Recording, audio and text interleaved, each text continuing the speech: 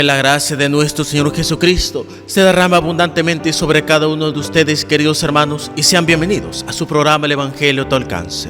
Hoy miércoles, de la 10ª semana del tiempo ordinario, vamos a reflexionar el Evangelio según San Mateo, en el capítulo 5, versículos del 17 al 19. En aquel tiempo, Jesús dijo a sus discípulos: no crean que he venido a abolir la ley o a los profetas. No he venido a abolirlos, sino a darles plenitud. Yo les aseguro que antes se acabarán el cielo y la tierra, que deje de cumplirse hasta la más pequeña letra o coma de la ley. Por lo tanto, el que quebrante uno de estos preceptos menores y enseñe eso a los hombres, será el menor en el reino de los cielos. Pero el que los cumpla y los enseñe, será grande en el reino de los cielos. Palabra del Señor, gloria y honor a ti, Señor Jesús.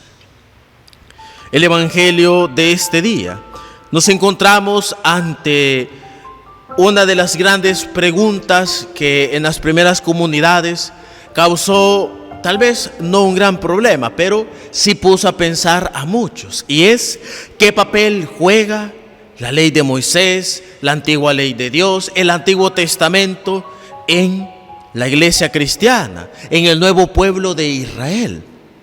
Pues bien, Jesús ahora lo explica a profundidad, en cuanto que dice que Él no ha venido a destruir la ley, no ha venido a negarla, a desecharla, como en un momento en la iglesia hubieron sectores, hubieron grupos un tanto locos, como siempre los hay dentro de la iglesia, grupos separatistas y heréticos, que querían decir que en la iglesia católica solo se ocupara el Nuevo Testamento, que el Antiguo ya no servía.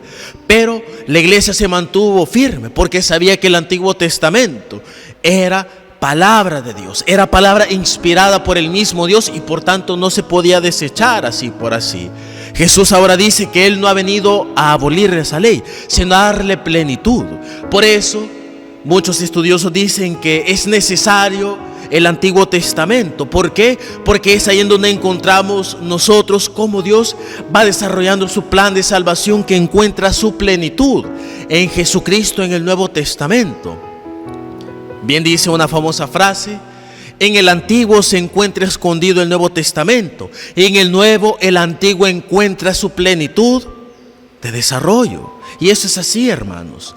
Jesús no ha venido a abolir la ley, sino que a darle esa explicación, a darle más profundidad, porque en ese entonces el pueblo de Israel era un pueblo naciente, era una fe que le faltaba todavía completarse, porque no estaban capacitados, eran muy infieles, todavía su madurez espiritual era muy pequeña, estaba en pañales, y por eso Yahvé lo fue llevando poco a poco, hasta que cuando vino Jesús, vino la plenitud de la palabra de Dios, esa palabra encarnada, hecha carne.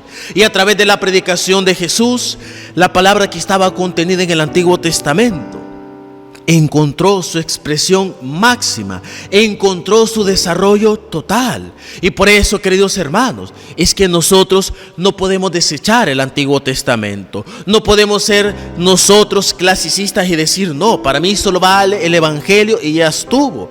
Claro que no. Por eso inclusive en nuestras celebraciones eucarísticas, en la liturgia de la palabra, sobre todo los domingos, siempre en la primera lectura encontraremos un extracto del Antiguo Testamento que, si ustedes son observadores, siempre tiene relación con el Evangelio, siempre tienen un sentido muy similar, porque es así, hermanos. Antiguo y Nuevo Testamento, antigua y nueva ley, tienen una conexión, tienen una unidad. Y eso nos enseña a nosotros a que la palabra de Dios es perfecta, a que la palabra de Dios tiene un desarrollo y que la palabra de Dios nunca pasa de moda, nunca queda atrasada, nunca es obsoleta. Lo que es obsoleto muchas veces, lo que a veces está pasado de moda, son nuestros pensamientos, son nuestros criterios humanos que muchas veces desprecian la palabra de Dios.